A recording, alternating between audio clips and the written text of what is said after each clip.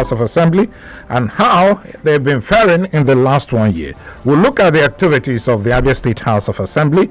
That will be the first half of this particular program. On the second half, we'll look at the restriction of a tricycle operation that's supposed to commence today in Abia State, both in Aba and Umuahia. We'll look at all these things on the platform, the pinnacle of all discussion. My name is Ginika Oluwaha. Now, joining me virtually to talk about the activities of the Abia State House of Assembly is the Deputy Speaker of the Abia State House of Assembly and Chairman, House Committee on Information, Right Honorable Austin Okezi. He joins me virtually this morning. Good morning, Right Honorable. Thank you so much for coming on the show.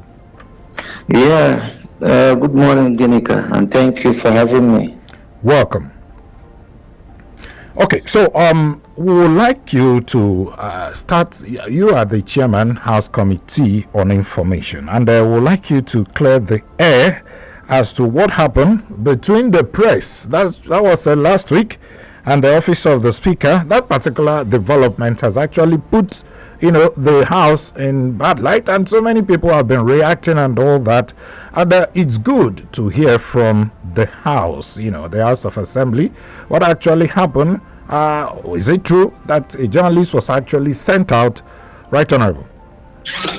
Yeah, thank you so much, Ginika. Thank you so much, Ginika, for seeking to get a clarification from me.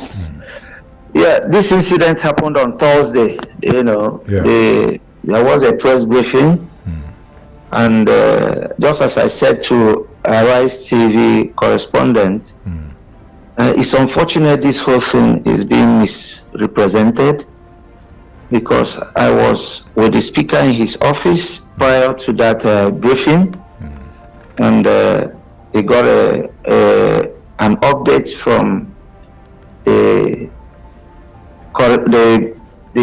personnel, the House personnel for information. Okay. To the effect that there are so many people who had turned up. Okay, there are so many journalists who had turned up for a briefing. The Speaker was a bit surprised. Said, you ought to have known, how to manage the attendance.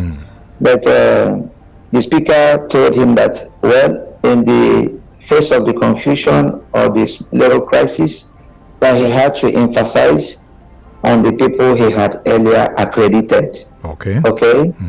Yes, that was what the instruction or the directive the Speaker gave him, which in all fairness is the right thing to do, because if he had in mind, to have, for instance, 10 journalists and eventually 30 or 20 turned up, because there's going to be a kind of an issue. Yeah. So the Speaker directed him to pay serious attention to, or lay much emphasis or strict emphasis to the persons he had earlier accredited. So I was surprised to hear different narrative of what had transpired. So when I read that the Speaker actually walked the Enyimba FM journalists out of the press briefing, it was a shock to me, because I walked into the press hall with the Speaker, and the majority leader joined us later. I walked with him, and from the time we walked in through the time the briefing lasted, there was no incident at all. Ginika, you were there? Yes. I didn't know what may have happened before we walked in or before we came into the hall for the briefing. But from the time I walked into the hall with Mr. Speaker, and through the time the briefing lasted, there was no incident at all. Of course, the briefing, held in a very friendly atmosphere. Yeah. Okay. And if anything, untoward had happened before we came in, I regret that. Of course, we wouldn't want to, have any issues with the press. So far, we've not had any issue with the press. So many times, as the House Committee Chairman on Information and Media, I have been punched severally by the press. We try to remain as friendly as possible, because I understand. The Eighth House understands. The leadership of the House understands that the press is a veritable institution and part of this blossoming democracy we have in the country. So nobody is going to toy with this with the press. We go hand in hand with all of them, both the ones that report what we do rightly and the ones that try to be biased. We know that it is part of what we have in democracy, and we always welcome divergent views from all journalists. So the speaker categorically did not walk any journalist out and placing it on record. Okay. And I'm believing that the Abians or Nigerians will hear this from me. Thank you so much.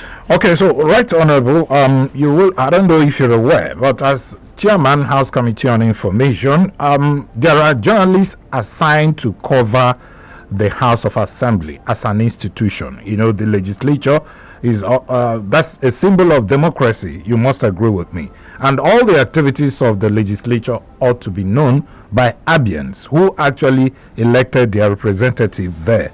And now, if actually most house, some media houses actually send their correspondent to cover the event that is happening in Abia State House of Assembly, would it be fair, to say, okay, you will not cover, you will not cover? I mean, don't you think the bigger the merrier? I mean, to have a wider coverage of what you do. That won't be fair at all. Yeah. That will not be fair at all. This is the first time we are having this kind of controversy, and there and then immediately this news came out.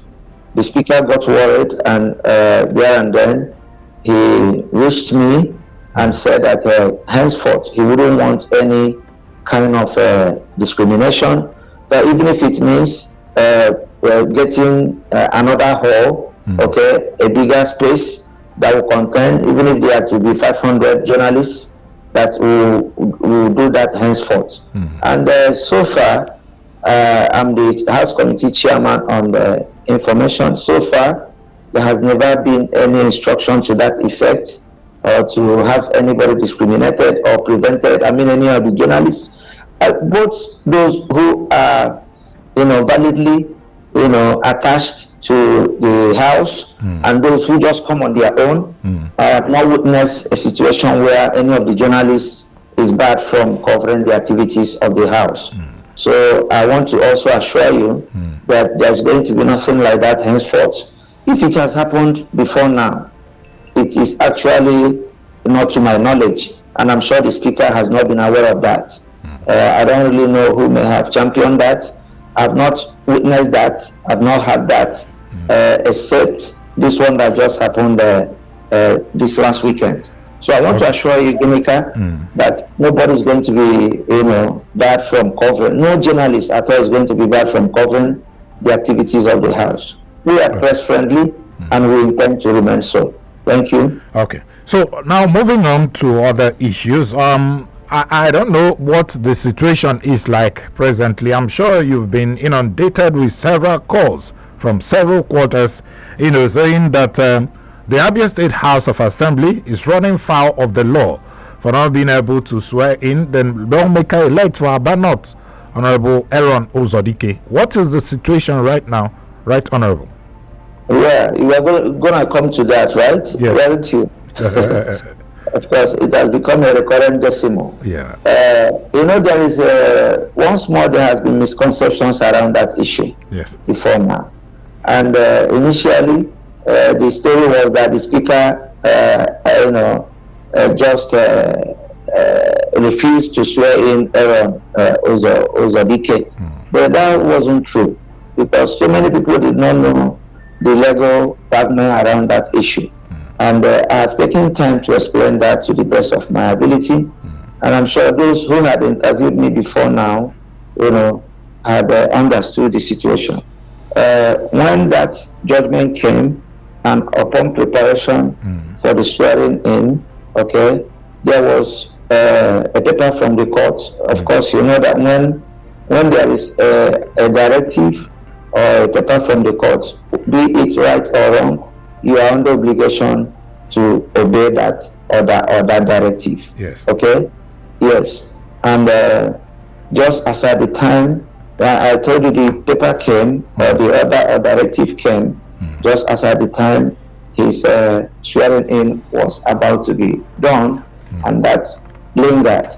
And Mr. Speaker has also taken time to, we had a press briefing around June 14th to mark our 1 year in office, and the Mr. Speaker graciously did justice to that topic and said that any moment that the matter will be handled squarely and it will be settled. And I still believe that what Mr. Speaker said still suffices, and I don't think there is any cause for alarm at all. Thank you. Okay, so the issue of many some people in Abia State thinking that in the last 1 year, the 8th Abia State House of Assembly hasn't done much in terms of passage of bills. I recall that the last time we had a press briefing in the State Assembly complex, the Speaker, pointed out that 5 bills were actually passed into law. And so many Abians are really not comfortable with that. They said, after 1 year, why would it be only 5 bills that were passed by the present 8th Abia State House of Assembly? What do you think, Right Honorable? Yeah, thank you, Ginika. I would rather prefer that the Abia State House of Assembly, passed bills that have a reasonable impact on the people, bills that are thoroughly, attended to having just bills that are passed for the sake of passing bills. Yes, 5 bills were passed, and I want to tell you that a whole lot of bills have gone through at the third reading right now. You wouldn't just want to play to the gallery by just rushing bills to pass them because you want to impress the people.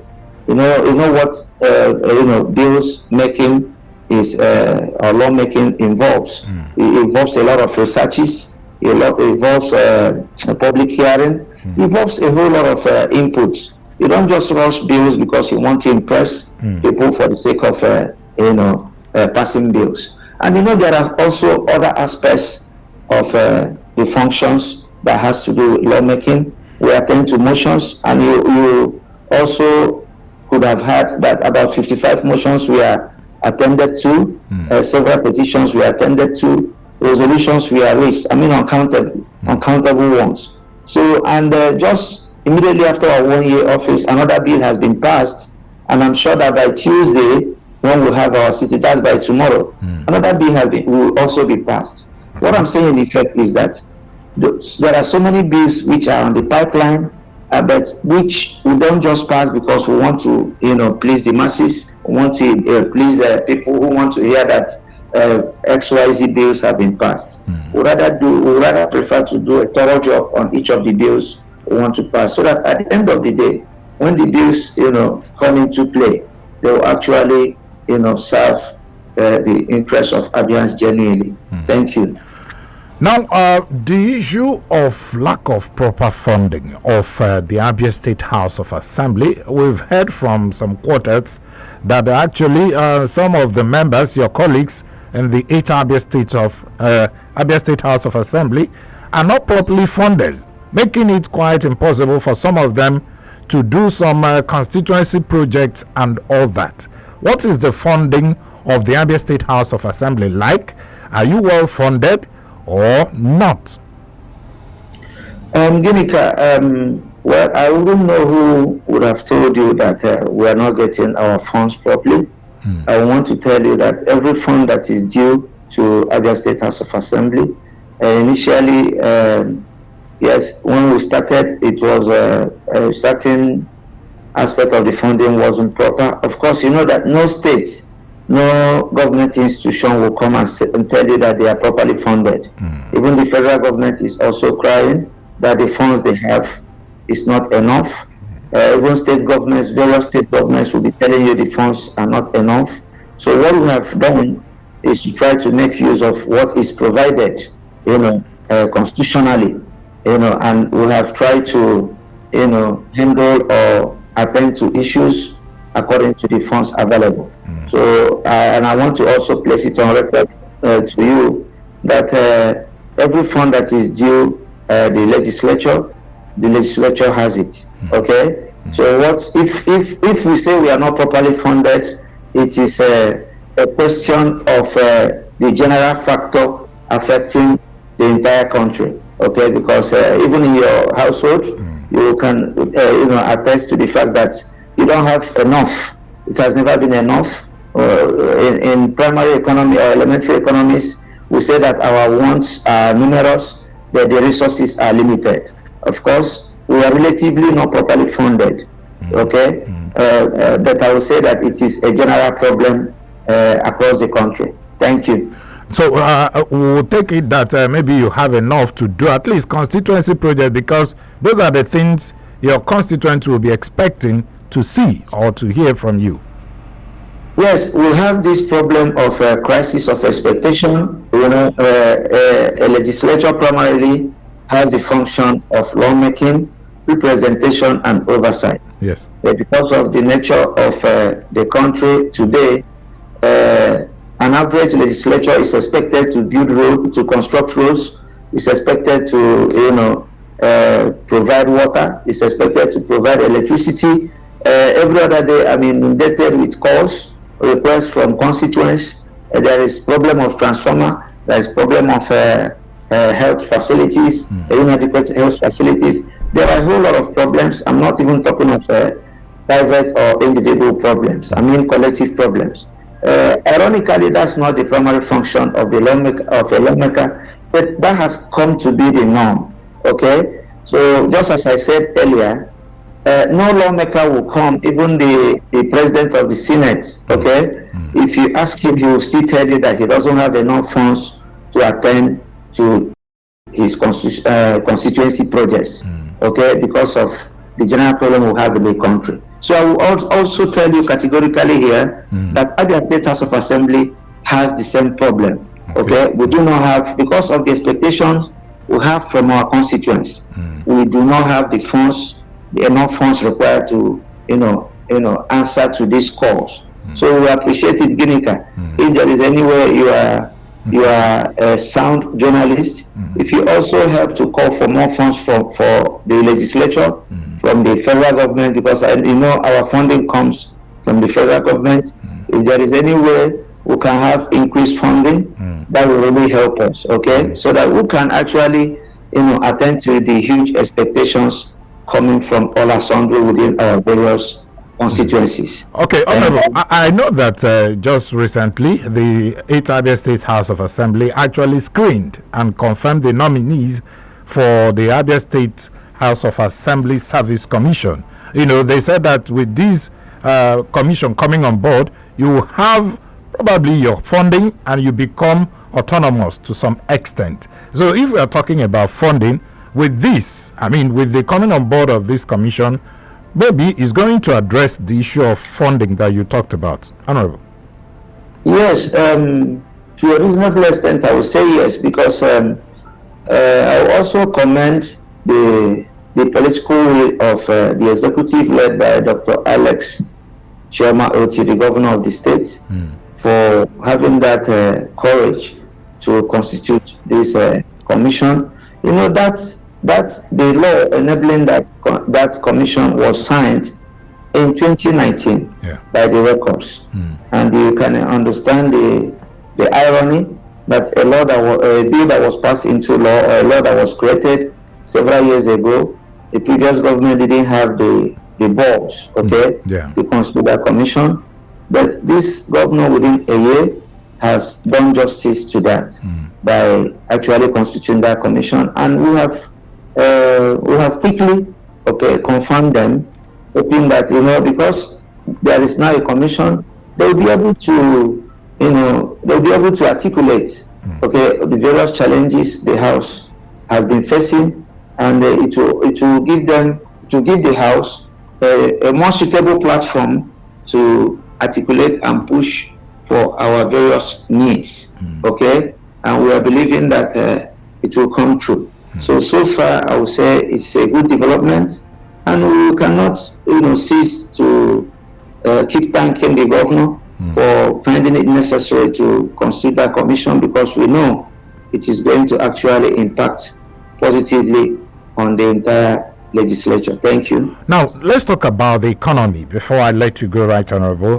With the restriction of the tricycle operation in Abia and Umuahia starting today to 7 p.m., according to the state government, they said it will start 6 a.m. to 7 p.m., every day. Now, I don't know if the House is worried with the plight of the people and the economy of the state being affected with such directive of the state government. Otherwise, what will the House of Assembly be doing in this regard? Okay, Ginika, is this a very sensitive area? Of course, when you have more, if you have two difficult situations, you try to be bold enough to go with the one that will impact more on the generality of the people. Okay. Yeah. We have had some security challenges. I'm sure their policy must have come into place after due considerations were made. Yeah. We've had challenges here and there, and our people have been complaining. And I'm sure that as that policy kicks off today, it will also be evaluated to see the extent of the impact it's going to have on the people. And from the feedback that will be collected from the society, nothing is going to stop a re-evaluation of whatever impact that is going to be collected from the society. And I'm sure that if the impact is evaluated to be having negative effect on the people vis-a-vis the security implication, it will also be looked into. Okay. Yeah. One good thing about this administration is they have always been willing to listen to the voice of the people. There have been calls here and there of the need to arrest the security situation, especially the ones that have happened towards the night. Yeah. Okay. Obviously, this is one of the policy directions geared towards arresting that situation. And I'm sure when this policy takes off today, okay, a re-evaluation will also be done to see the impact and possibly see the need to, either continue with it or have a rethink. So I would say so far so good. Until the policy kicks off, we'll know where it takes us to. Thank you. Okay, Right Honorable. The final take for me on this show before I let you go should be, I recall that the last two press briefings we had with Right Honorable the Speaker, he told us that the vehicle, for your colleagues, the State Assembly members, are still on the way. That in 2 weeks, that was 2 weeks ago, by the end of last month, that vehicle need to be available for use for your colleagues. What is the situation? Do you now have the vehicles from Innocent Motors? That will be confirmed tomorrow. Okay. And Mr. Speaker is a very patient person. He's we actually appreciate the fact that we have somebody like him as a speaker, because he is a very patient, mature person, and he has handled things so patiently. Okay. And by tomorrow, when we convene at the executive session, we'll look at the situation and see what will be done from there. But I will tell you that so far, members have actually tried to be patient enough, and they do that also knowing that no deliberate attempt has been done to perpetuate any inconvenience on the members. And Mr. Speaker has always been on the side of the House, on the side of the members, to make sure he commiserates with them, considering that some of the members do not even have their vehicles to come to work with. So by tomorrow, we'll look at the situation and see what the update is, and then we'll take it from there. Thank you. All right. Let me sincerely thank you, the Deputy Speaker, Abia State House of Assembly, and also the Chairman, House Committee on Information and Media, Right Honorable Austin Okeze. Thank you so much for coming on the show and your input on the program this morning. We do appreciate you. Thank you. You're welcome, Monica. Thank you for having me once again. All right.